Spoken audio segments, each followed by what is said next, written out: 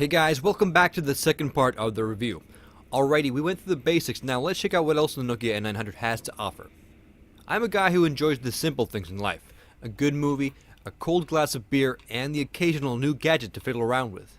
The N900 definitely has that new gadget appeal. It feels fresh enough to keep me interested.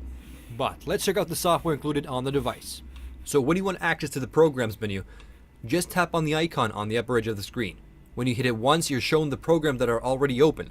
I'll get to this feature a bit later, but now let's check out the apps. The application menu icons are pretty much the same as on the Symbian, which surprised me a little bit because not too big a fan of the Symbian icons. It's a matter of taste, of course, but if you have a screen that's capable of 16.7 million colors, why not use a bit more than just 5 of them? While the icons themselves are familiar, the program themselves have changed a bit. The instant messaging program is now called the Nokia Conversations. And while we're here, let's type a quick message and take the keyboard out for a spin.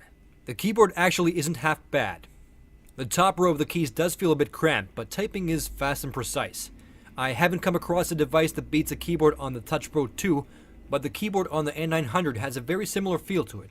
Overall, it's an okay keyboard. Not great, but okay.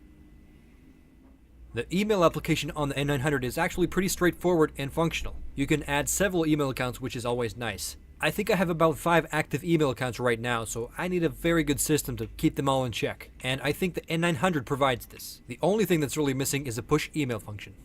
Okay, let's get into the more appealing features. The camera on the device is what I've come to expect from Nokia. It has pretty much all the functions of your average pocket camera, and it takes very good pictures in high light. Low light shots are a bit grainy, but better than I expected. And the flash does a very good job in smaller spaces. The Photos application has received a functional update. It's much better than the software on the N97, and flicking between pictures is now fast and easy. And as you can see, portrait mode is available in the Photos application. The MIMO 5 media player application is actually a 3-in-1 package deal. It consists of the music player, video player, and internet radio. The icons have a nice look, and it actually reminds me of the cross-media bar on the PS3 or PSP. The music player is pretty basic stuff. There's a nice catalog of cover art, and the interface seems pretty solid.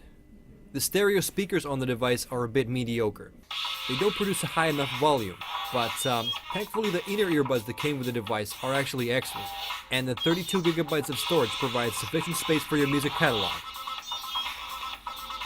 The video player on the device is actually a pleasant surprise. Not only is it very functional, it supports DivX, Xvid, and H.264, which makes the N900 a very capable media playing device. This kind of wide support is very rare for a built-in player, so I'm fairly impressed. The 3.5-inch display with its 16.7 million colors is very suitable for video playback, and the device's hardware is capable of handling bit rates up to 5 megabytes a second without skipping frames and losing sync of the audio. For the sake of comparison, the N97 had trouble handling bit rates that exceeded 2 megabytes a second. A new and very cool built-in app is the Internet Radio, where we find a nice selection of channels from around the world. It only takes a few seconds to connect to a channel, and the quality is actually not bad. The Internet Radio application seemed to work almost perfectly, so it's a nice addition to the software lineup of the N900. Man, this song rocks. The Nokia OV Store is yet not available for the N900, which is a bit disappointing. But the device offers a variety of downloadable open source content through the MIMO application manager. It's not as varied a selection as what you find in the Android market, but there is an okay selection of games and applications. Alrighty, next is a feature that I've been getting a lot of questions about in advance. How is the Mozilla browser? And yes, you heard correctly, the browser is based on the Mozilla platform, most commonly known for Firefox. The browser has Flash support and it handles videos nicely. Hey guys, LP here from Techno Buffalo and welcome back for another very exciting unboxing and review. Loading times on the browser are, I'd say, equal to what I've seen on the Opera Mobile. Browsing even the heaviest of pages is very fast. But there is some boxing, meaning that it can't always handle the content that's been streamed in. But overall browsing speed feels solid. There's no lag when scrolling down the page, and it's precise and responsive. There's no multi-touch pinching because it's an old resistive screen, but you can zoom in by twirling your finger. But I kinda prefer the more masculine double tap, which seems to work okay. Multitasking is one of the more advertised features of the N900, and I'm fairly impressed at how it works. As I mentioned, when you hit the Applications tab on the desktop, you're first shown the open programs. Selecting between programs is as simple as it gets, and the N900 does it with impressive speed. Let's find out how the device handles multiple programs open in the background. Alrighty, we now have about 16 applications open, and the device is still treading along nicely. Some minor signs of slowdown, but that's expected, and I have to say it's pretty impressive for a handset. On the other hand, closing programs is a bit trickier. Hitting the small X's on the open applications icons can be a bit tricky with fat fingers like mine, so the stylus comes handy once again. But overall, multitasking is made simple and fast on the N900. Okay, before we wrap up this review, let's check out one of the more unadvertised features, the FM radio transmitter. The transmitter does what it's called. It transmits FM radio signals that you can pick up on any radio. So you can basically have music playing off your device and receive it, for example, on your car radio. So what you want to do is select the transmitting frequency and set the device to transmit, and then search for the correct frequency on the receiving end. In this case, my trusty old touchpad 2. It's simple enough to set up, and it seemed to work great, and as I mentioned, it works on any device.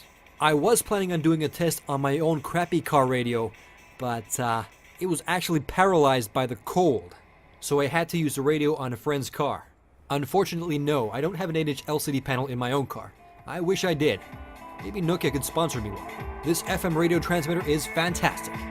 But seriously, it is actually very good. It transmits up to 5 meters or 15 feet, and the sound quality is surprisingly good.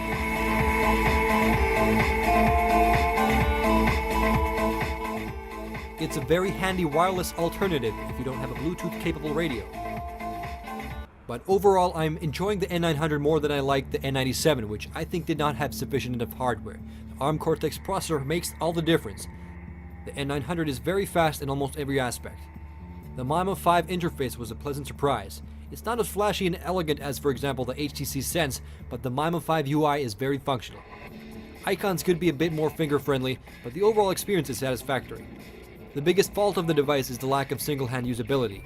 But I recently found out that portrait mode will be added as an update in early spring 2010, so we'll see how that turns out. Even though it's not a perfect device, more a work in progress, the speed and functionality of the interface make the N900 a very solid handset, which I can definitely recommend checking out. And that's pretty much it for my review. Catch you later, LP signing out.